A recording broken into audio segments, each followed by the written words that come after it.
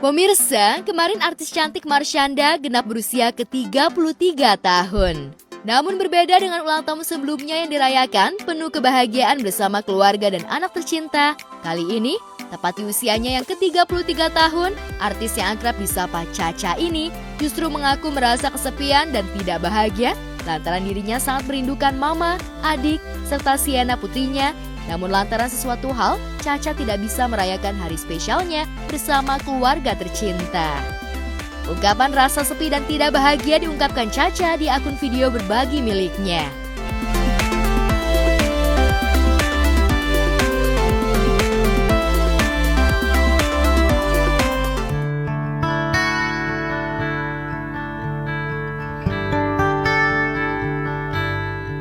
Bagi Cha-Cha, usia ke-33 tahun tak ada yang istimewa, sebaliknya Cha-Cha justru merasa hidupnya terus dilanda rasa sepi dan kehilangan. Bagaimana tidak, orang-orang yang dianggap Cha-Cha sebagai guardian angel baginya justru satu persatu pergi meninggalkan dirinya. Salah satunya adalah kakak dan putrinya Sienna. Meski Cha-Cha merasa jika Ben Kasyafani dan Nesha menyayangi Sienna dan dirinya, namun tetap saja terasa berbeda lantaran Sienna tak selalu berada bersamanya. Lantas, apa makna usia 33 tahun bagi Cha-Cha? Besok, nanti malam tepatnya, jam 12, gue akan ulang tahun ke-33. Nah, apa sih yang gue rasain hidup 33 tahun? Malam ini gue di kamar sendirian. Dan gue menyadari di usia ke-33 ini gue bisa baik-baik aja, gue bisa bahagia. Gak bahagia sih sebenarnya, gue barusan habis nangis karena gue kangen sama nyokap, sama adik-adik gue, apalagi sama Sienna. Tapi kondisinya tidak memungkinkan untuk gue merayakan ulang tahun gue malam ini dengan keluarga gue. Dan ulang tahun gue itu bukan berarti sesuatu yang spesial ya. It's nothing important, it's just another day for you. Gue selalu dipertemukan dengan stars atau guardian angels, perempuan atau laki-laki. Tapi mereka hadir dalam hidup gue, lalu karena alasan yang harus, alasan yang wajib, mereka pergi meninggalkan gue. Dan saat mereka pergi itu sakit buat gue. Tapi memang waktunya cuma segitu. Mulai dari, ya gue gak perlu sebut ya, gak perlu sebut semuanya. Tapi yang pasti mulai dari sosok ayah. Kalau diurut dari gue kecil, sosok ibu juga sempat kehilangan ketika masa-masa gue umur SD, karena nyokap punya 3 anak dan dia nggak happy secara mental karena memiliki beban hidup yang begitu berat. But she did her best. Walaupun gue ngerasa itu nggak ideal, tapi itu jalan hidup gue. Lalu gue kehilangan beberapa sahabat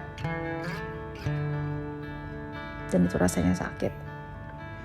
Ada juga yang kerja dalam tim manajemen gue anggap sebagai sahabat gue, kakak gue sendiri, another guardian angel for me. Jadi analoginya tuh hidup Marshanda itu kayak pertemuan dan perpisahan. Selalu seperti itu.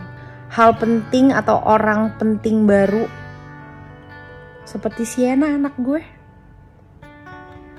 dia gak bersama gue. Memang lagi butuh waktu ya, nggak apa-apa, aku nggak berusaha untuk nge-push lagi gitu. Kadang-kadang kita ingin nge-push informasi hanya untuk kebutuhan kita, tapi kita nggak memperhatikan kebutuhan dari orangnya gitu yang sedang mengalami sesuatu ya.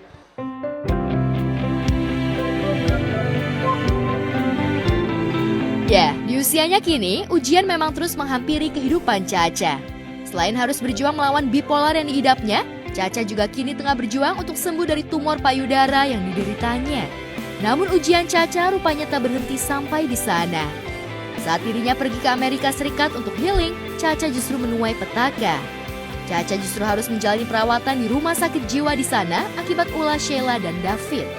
Bahkan Caca harus menanggung biaya rumah sakit sebesar 300 juta.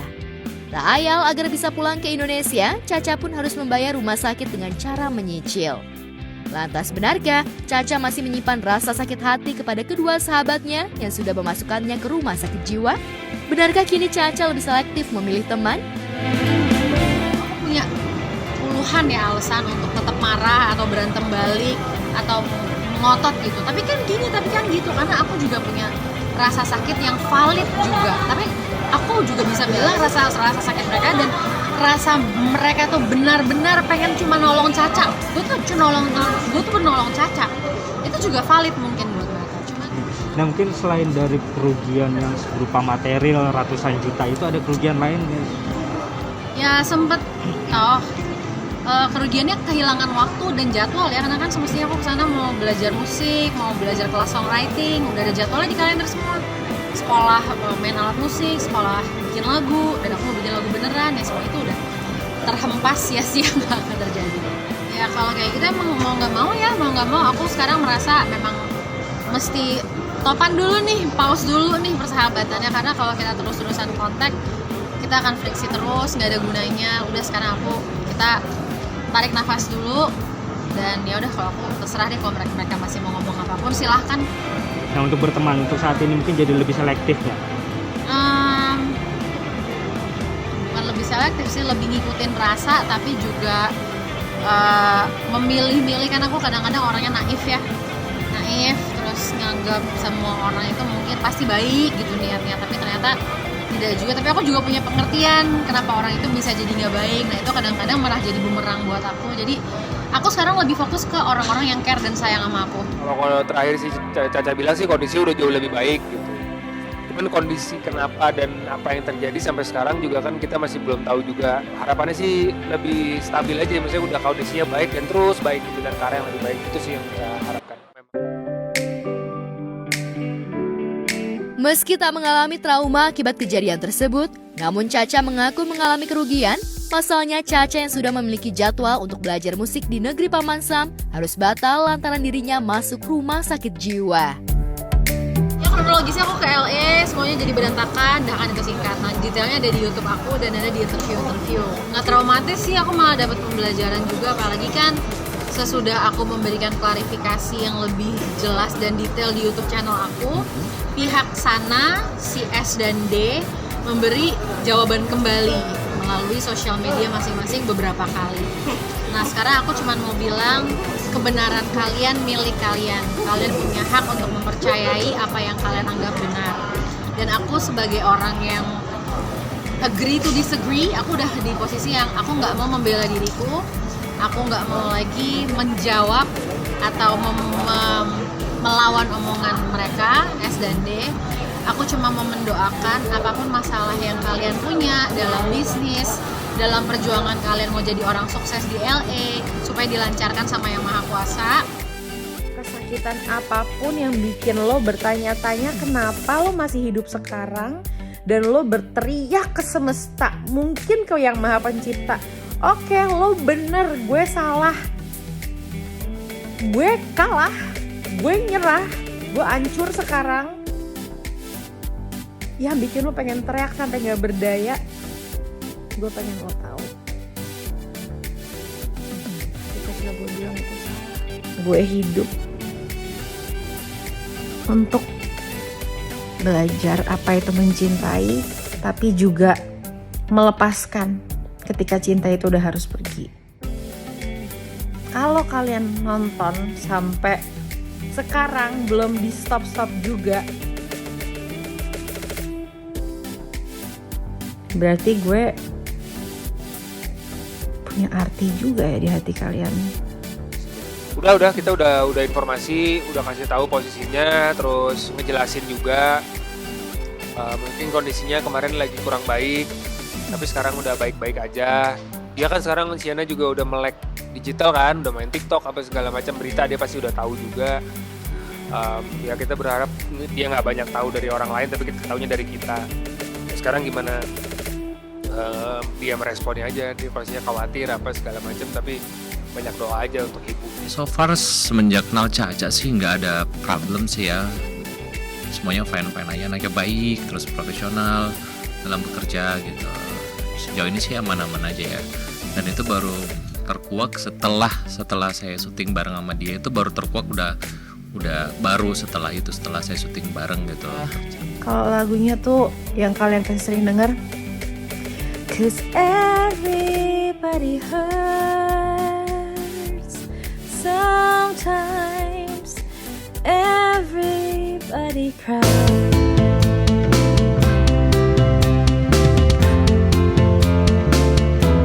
Namun di balik ujian yang menerpanya, Caca mencoba menerima dengan ikhlas dan lapang dada. Caca pun mensyukuri berbagai ujian hidup yang menerpanya. Lantas benarkah Caca kini mulai kebanjiran job?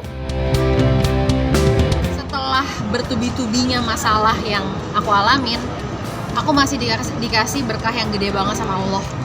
Alhamdulillah aku ada 2 film mau premier. Habis ini alhamdulillah aku tiba-tiba diajak Viera Tail untuk collab satu single judulnya Mental Warfare.